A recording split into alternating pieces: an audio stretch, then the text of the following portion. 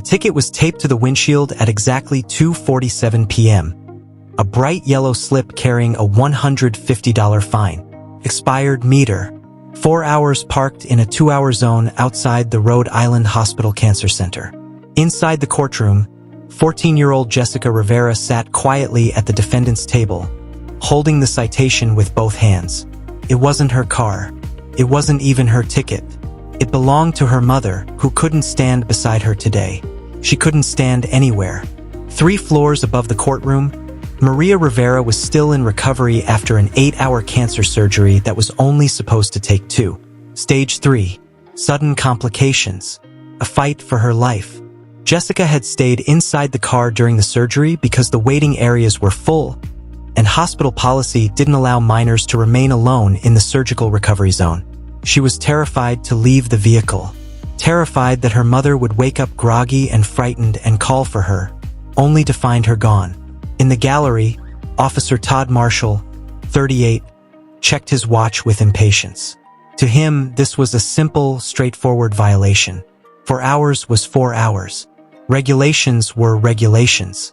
Behind Jessica sat her aunt, Carmen Rivera, clutching a folder of hospital paperwork and a balled-up tissue. She rested one hand gently on Jessica's shoulder, trying to keep her steady. Judge Frank Caprio was moments away from discovering that Officer Marshall had written 47 tickets outside this same cancer center in just 6 months, penalizing families in the middle of medical emergencies. Jessica's $150 ticket was about to shine a light on a performance-driven system that converted human suffering into city revenue. But before any of that surfaced, the judge needed to understand why a 14-year-old girl was standing alone to defend her mother's parking ticket. Would today be another case of strict rules and rigid enforcement?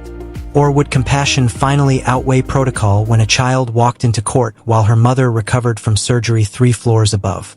If you're watching from Providence or from a hospital waiting room anywhere, or from a place where someone you love has fought for their life, share your thoughts below. And subscribe to Order in the Court so you don't miss moments like this. Stories like these matter because sometimes justice comes from a judge who looks beyond the paperwork. It was Wednesday, 10:45 a.m., in the Providence Municipal Court. The morning session had been uneventful until the clerk announced the case that would soon influence hospital zone parking enforcement across the entire state. Rivera, Maria. Citation 4782B. Expired meter. Hospital zone. Jessica rose to her feet. She wore jeans and a hoodie that looked like she had slept in it. The dark circles beneath her eyes and the slight tremble in her hands told the story of long nights wandering hospital hallways. Her aunt stood behind her, a steadying presence, her hand firm on Jessica's shoulder. Officer Marshall didn't get up. Arms crossed, expression rigid. He had written so many of these tickets that one more felt meaningless to him. Judge Caprio looked up from the citation, and the moment he saw Jessica, his expression softened. Her age struck him before her name did. "Good morning," he said warmly. "Please have a seat." Jessica sat. Carmen remained standing behind her. Frank examined the details of the citation carefully. A 2011 Toyota Camry, registered to Maria Rivera. Issued on October 14th at 2:47 p.m., parked for 4 hours and 12 minutes in a 2-hour zone outside the cancer center. Fine, $150. He looked at Jessica. "This ticket is in your mother's name. Why are you here instead of your mother?" Jessica's voice was quiet but steady. "My mom can't come, Your Honor. She's in the hospital. She had surgery. She's still there." "I'm very sorry to hear that," Frank replied gently. "What kind of surgery?" "Cancer surgery," Jessica answered. "It was supposed to be 2 hours, but there were complications. Took 8. I stayed in the car because they said I couldn't wait alone in the surgical area, and there wasn't any space in the waiting room." She didn't mention the fear. She didn't need to. It was written all over her face. Frank looked again at the ticket. 4 hours, 12 minutes. Cancer center. He lifted his gaze toward Officer Marshall. "Officer Marshall, you issued this citation?" Todd stood. "Yes, Your Honor. The vehicle exceeded the meter limit. 4 hours in a 2-hour zone. That's a violation. Did you see anyone in the vehicle at the time?"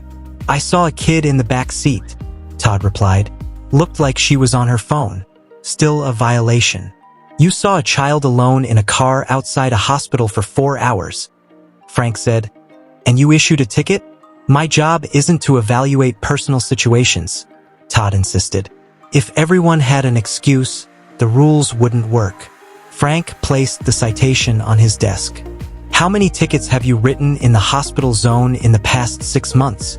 I don't keep count, Todd said. I work the zones they assign me.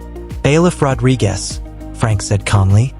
Pull every citation issued by Officer Marshall in the last 6 months within 2 blocks of Rhode Island Hospital. A quiet murmur rippled across the gallery. Someone whispered the word quota. Marshall stiffened in his seat. For the next 20 minutes, Jessica sat silently while Carmen kept a protective hand on her shoulder. Officer Marshall checked his phone twice. Frank moved quickly through other cases, though his eyes kept returning to that single yellow slip on his desk. When the bailiff returned with the printed record, Frank read through it slowly. His expression tightened with every page. Officer Marshall, he said finally, you've issued 127 citations in the hospital zone in 6 months, 47 of them directly outside the cancer center. Most were for overstays between 3 and 5 hours. He looked up. That's 8 tickets per month at one cancer treatment facility. Marshall shifted uneasily. It's a high violation zone. It's a medical crisis zone, Frank responded softly. He picked up his phone. Bailiff, please connect me to the patient advocate office at Rhode Island Hospital. Put it on speaker. The courtroom fell silent. Jessica glanced back at her aunt, confused. Carmen squeezed her hand gently. The phone clicked. Patient advocate office. This is Susan Chun speaking. Ms. Chun, this is Judge Frank Caprio from Providence Municipal Court. I'm reviewing a parking citation issued outside your cancer center. Can you tell me the typical length of appointments and procedures? Susan didn't hesitate. Initial consultations run 2 to 3 hours. Chemotherapy sessions are 3 to 6 hours depending on treatment. Surgeries can last 2 to 8 hours. Longer if complications arise. We always warn families to expect delays. And parking, she sighed heavily. Parking is a nightmare, Your Honor. She wasn't the only one who thought so. The entire courtroom knew it now. 40 parking spaces, Susan continued, her voice edged with frustration. For a facility with 200 beds, and every meter outside is capped at 2 hours. We've been pleading with the city for years to extend the limits or create medical validation zones for patients and families. Nothing has changed. Meanwhile, people sitting through surgeries, chemo, and emergencies walk outside to find tickets on their cars. It adds financial pressure at one of the most devastating moments of their lives. Thank you, Ms. Chen, Frank said softly as he ended the call. The courtroom was silent. He lifted his eyes toward Officer Marshall. You've been issuing tickets to families in the middle of medical crises, he said, and the hospital's own patient advocate just confirmed that procedures at the cancer center regularly exceed 2 hours, sometimes by 6 or more. You knew exactly what kind of facility you were working outside. You knew those cars likely belonged to people going through life and death situations. Did you ever contact the hospital before writing these citations? That's not part of my protocol, Marshall replied stiffly. Did you ever stop to wonder why a child was sitting alone in a car for 4 hours? That's not something I'm required to investigate, he said. The meter limit is 2 hours. The vehicle exceeded the limit, so I wrote the ticket. You wrote 47 of them, Frank said quietly. Directly outside a cancer center, a woman's voice rose from the gallery, soft, but unmistakably raw. My husband had chemotherapy there last month. I got a ticket too. I was holding his hand while the medication made him sick. I paid it. I didn't know I could fight it. Another voice followed. My mother's surgery lasted 6 hours. I walked out to a $150 ticket. I paid it. I didn't know there was any other option. Frank raised his hand, gently urging calm. I hear you, but we need to continue on the record. He turned to Carmen. Ms. Rivera, you brought documentation from the hospital? Yes, Your Honor, she said, handing him the folder. We have all the admission records, the surgical reports, the timeline of everything that happened that day. Frank flipped through the pages. With each line he read, his expression hardened. October 14th, 10:23 a.m. Maria Rivera admitted for emergency surgery. Tumor rupture. Internal bleeding. Critical condition. 10:45 a.m.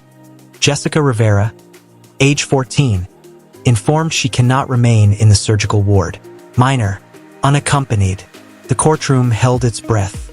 The weight of the day, its fear, its urgency, its chaos, filled every corner of the room as Frank continued reading. Liability restrictions. Waiting room full. Staff advising Jessica to either sit in the car or come back later. 11 a.m. The surgery begins. Doctors estimate 2 hours. 2:47 p.m. A citation is issued by Officer T. Marshall. The vehicle has been parked for 3 hours and 47 minutes. 3:15 p.m. The surgery is still going. 7 p.m. After 8 grueling hours, the operation finally ends. Maria Rivera survives, though barely. 7:30 p.m. 14-year-old Jessica is finally allowed to see her mother in recovery. Frank read every line of the surgical report as if weighing the very soul of the case. Tumor rupture, emergency intervention, complications, extended procedure, 8 hours of fighting for Maria's life, while her daughter sat alone in a parked car, trapped between terror and hope, too afraid to leave and too young to wait inside.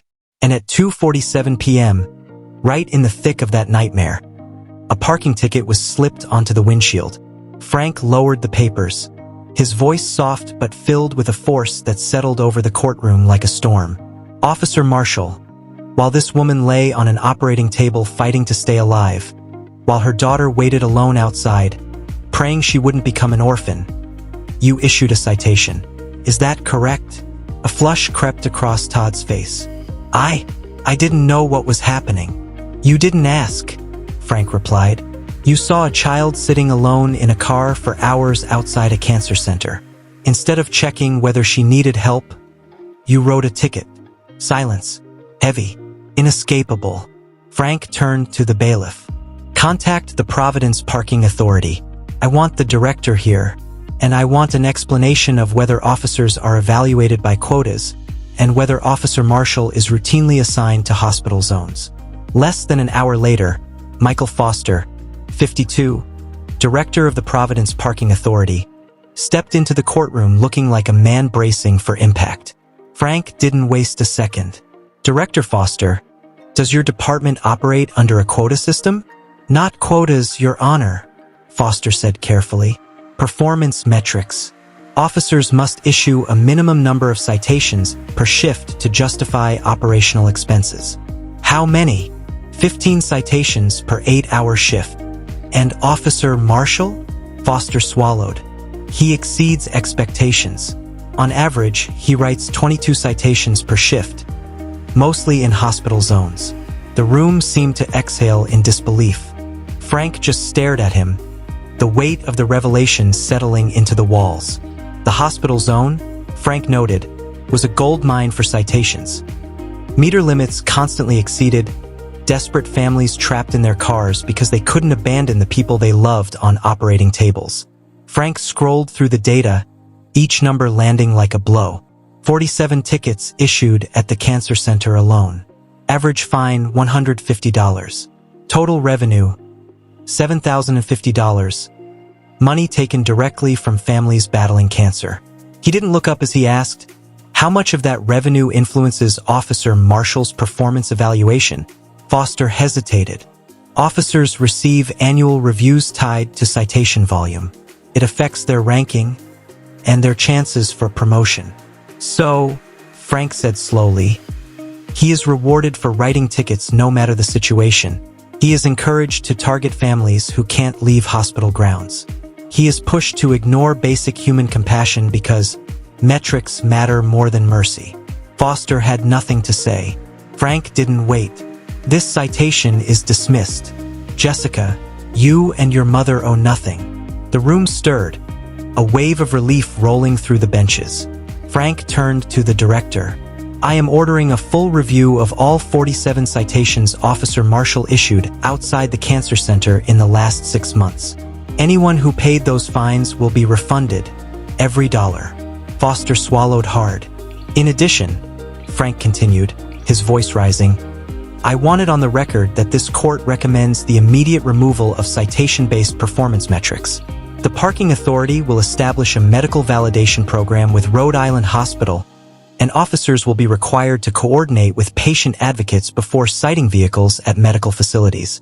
Then he fixed his gaze on Officer Marshall. "You are suspended effective immediately, pending an internal investigation into whether you intentionally targeted vulnerable individuals." Finally, Frank looked toward Jessica, this time with warmth instead of judgment. "Jessica, I'm sorry. You should never have faced this. None of this is your fault. Not yours, not your mother's. The system failed you, and that responsibility lies with us. Not you." Tears welled in Jessica's eyes. "Thank you, Your Honor. We didn't have the $150. Mom's bills are already over $60,000. I didn't know what else to do." Carmen wrapped an arm around her niece, pulling her close as relief washed over them. 3 weeks later, Officer Todd Marshall was terminated. The internal investigation confirmed what the court had suspected all along. Officer Todd Marshall had intentionally focused on hospital zones because they offered the highest citation yield with the least resistance. Families couldn't leave their cars. Patients couldn't rush outside to feed the meters. 4-hour surgeries, 8-hour chemo sessions, emergency procedures, these created what he coldly referred to as high-output areas. He knew exactly what he was doing. The reports showed he understood most vehicles belonged to people in crisis. He simply didn't care. During his termination interview, he didn't express regret. Not once. "I enforced the rules as written," he said flatly. "If the city wanted exceptions, they should have put them in writing." The cruelty of it sat heavy over the room. Over the next few weeks, the city contacted all 46 other families who had been ticketed outside the cancer center. Many of them had paid months earlier, too overwhelmed, too exhausted, or too grief-stricken to contest it. One of them, Patricia Morrison, had paid her $150 ticket the same week her husband entered hospice. "I didn't have the strength to fight a parking ticket," she said. "My husband had days left. It felt like one more cruelty stacked on top of the others." She received her refund. It wasn't justice. Not really. But it was something. Public outrage grew. News channels covered the case daily. Providence residents demanded reform, and for once, city officials listened. Within 2 months, major changes were implemented. Meter limits near hospitals were extended from 2 hours to 4. New medical parking zones were created, allowing free or validated parking during emergencies or lengthy treatments. Officers were instructed to contact patient advocates if a vehicle appeared to exceed time limits in a medical area. Most importantly, performance metrics were abolished. No more quotas hiding behind technical language. No more pressure to prioritize money over humanity. Officers would now be evaluated on professionalism, public interaction, and community service. Rhode Island Hospital launched its own validation program. Families dealing with long procedures, emergency surgeries, ICU visits, or chemo could now get their parking covered entirely. No parent would have to choose between being at a bedside and feeding a meter again. These changes came too late for Jessica, too late for 46 other families, but they would protect thousands of others. Jessica Rivera is 15 now. Her mother, Maria, survived the surgery. She's in remission, fragile, recovering, but alive. "When I saw that ticket on the windshield, I wanted to cry," Jessica says. Now I feel like it actually mattered. Like what happened to us stopped it from happening to other people." She still visits the hospital with her mother for checkups. The new signs, "Medical validation available," are posted where the old 2-hour warnings used to be. Jessica says she stops and looks at them every time. "It reminds me that even when something awful happens," she says, "people can make things better." The case now sits in the archives of the Providence Municipal Court. But the impact stretches far beyond a single $150 ticket. It changed policy. It exposed injustice. It forced a system built on numbers to confront the people behind those numbers. And it started with a 14-year-old girl, trembling in a courtroom, clutching a yellow ticket while her mother recovered 3 floors above her.